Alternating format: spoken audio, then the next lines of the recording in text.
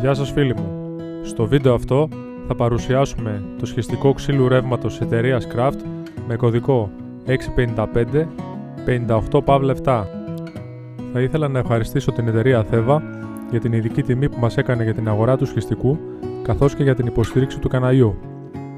Η εταιρεία Theva βρίσκεται στην οδό Κλήτορος 19 στο Περιστέρι και μπαίνοντας στο site της εταιρείας thevashop.gr θα βρούμε τεράστια ποικιλία από εργαλεία παντός τύπου, επαγγελματικά αλλά και ερασιτεχνικά, από τους μεγαλύτερους κατασκευαστές στις καλύτερες τιμές αγοράς, με άψογη υποστήριξη από το καταρτισμένο προσωπικό της εταιρείας. Το σχιστικό της Craft είναι οριζόντιου τύπου, έχει ισχύ 2.300 W, δύναμη σχισίματος 7 τόνους, βάρος 45 κιλά, χωρητικότητα υδραυλικού λαδιού 3,5 λίτρα, τα οποία είναι συμπληρωμένα από το εργοστάσιο και σύμφωνα με την εταιρεία έχει ικανότητα σχισίματος ξύλων διαμέτρου από 5 έως 25 εκατοστά και μήκος από 20 έως 52 εκατοστά.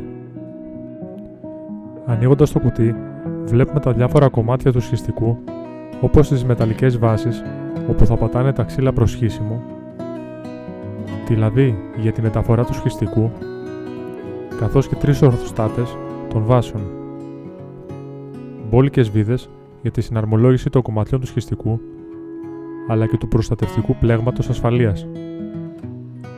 Βγάζουμε το σχιστικό από το κουτί και το τοποθετούμε σε σταθερή και γερή βάση, έτσι ώστε να έρχεται περίπου στο ύψος της κοιλιάς μας, για να είναι πιο άνετη η εργασία μας, και βιδώνουμε καλά τα πόδια επάνω στη βάση που έχουμε επιλέξει. Ξεκινάμε τη συναρμολόγηση βιδώνοντας πρώτα τη λαβή μεταφοράς με τις 2 αλενόβιδες και συνεχίζουμε βιδώνοντας τη μία μεταλλική βάση με 2 αλενόβιδες με παξιμάδια και σφίγγουμε καλά.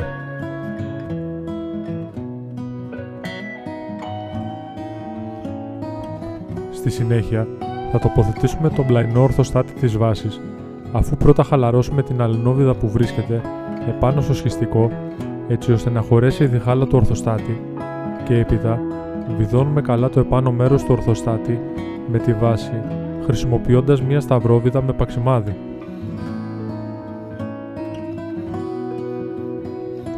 Συνεχίζουμε τοποθετώντας το επόμενο κομμάτι της μεταλλικής βάσης, χρησιμοποιώντας αλενόβιδα με παξιμάδι για την ένωση των 2 βάσεων μεταξύ τους και αλενόβιδα με ροδέλα για τη στερέωση της δεύτερης βάσης επάνω στο σχιστικό.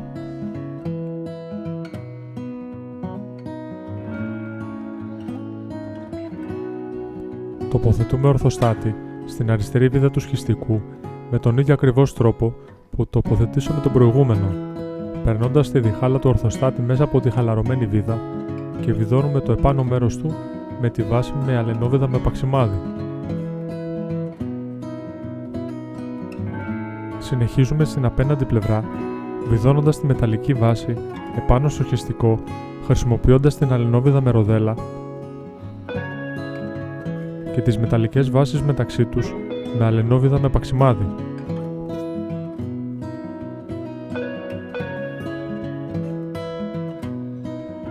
Προσθέτουμε τον τελευταίο ορθοστάτη αφού χαλαρώσουμε τη δεξιά βίδα και τον βιδώνουμε καλά στο επάνω μέρος χρησιμοποιώντας σταυρόβιδα με παξιμάδι. Τέλος, ενώνουμε τις μεταλλικές βάσεις μεταξύ τους χρησιμοποιώντας 2 σταυρόβιδες με παξιμάδι και τις σφίγγουμε καλά.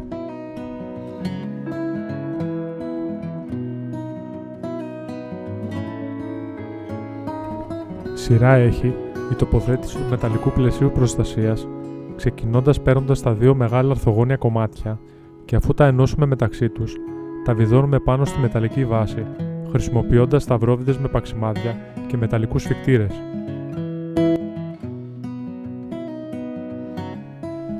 Έπειτα, παίρνουμε το μικρό κομμάτι και το βιδώνουμε κατά τον ίδιο τρόπο στην πλευρά που βρίσκεται ο μοχλός χειρισμού και συνεχίζουμε με τα υπόλοιπα κομμάτια περιμετρικά αλλά και στο επάνω μέρος του μηχανήματος.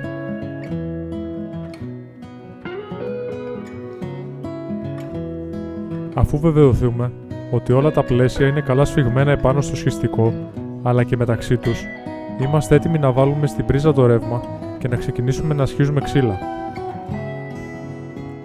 Πριν ξεκινήσουμε τη λειτουργία του σχιστικού, είναι απαραίτητο να ανοίξουμε τη συμπίεση του υδραυλικού συστήματος περιστρέφοντας αριστερόστροφα 2 περίπου φορές την πλαστική βίδα στο μπροστά μέρος του σχιστικού.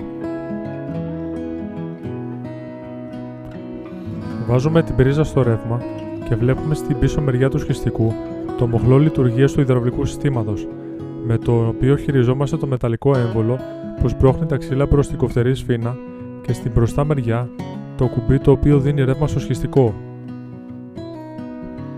Για να κινηθεί προς τα εμπρός το έμβολο θα πρέπει να είναι πατημένα και ο μοχλός αλλά και το κουμπί του ρεύματος. Εάν αφήσουμε πρώτα το κουμπί του ρεύματος, το έμβολο κινητοποιείται όπου και αν βρίσκεται, ενώ αν αφήσουμε το μοχλό, τότε επιστρέφει αυτομάτως στην αρχική του θέση.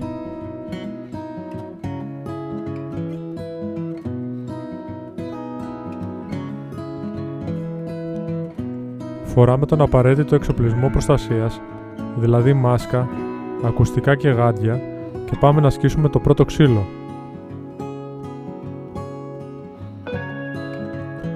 Το πρώτο ξύλο είναι ένα κομμάτι ξερό πεύκο με διάμετρο περίπου 23 εκατοστά και μήκος περίπου 28 εκατοστά.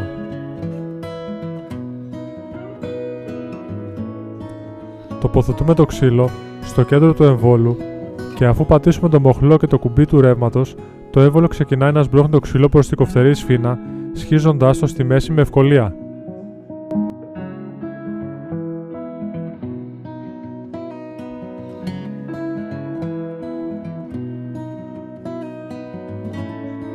Εάν επιθυμούμε, βάζουμε ξανά τα μισά κομμάτια στο σχιστικό για να τα σχίσουμε στη μέση.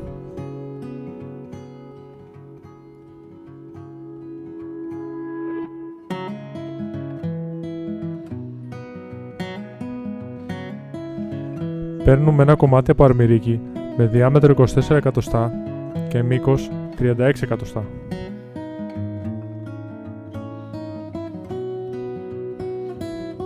Το βάζουμε και αυτό στο κέντρο του εμβόλου και αφού πιέσουμε το μοχλό και το κουμπί του ρεύματος, βλέπουμε ότι το έμβολο με τη δύναμη συμπίεση 7 τόνων το σχίζει και αυτό με ευκολία. Κάπου εδώ ολοκληρώθηκε η παρουσίαση του σχιστικού ξύλων της Craft, ενός στιβαρού και ισχυρού μηχανήματος, το οποίο προορίζεται για οικιακή χρήση και μπορεί να κάνει την καθημερινότητά μας πιο εύκολη και ξεκούραστη. Σας ευχαριστώ πολύ που παρακολουθήσατε την παρουσίασή μου.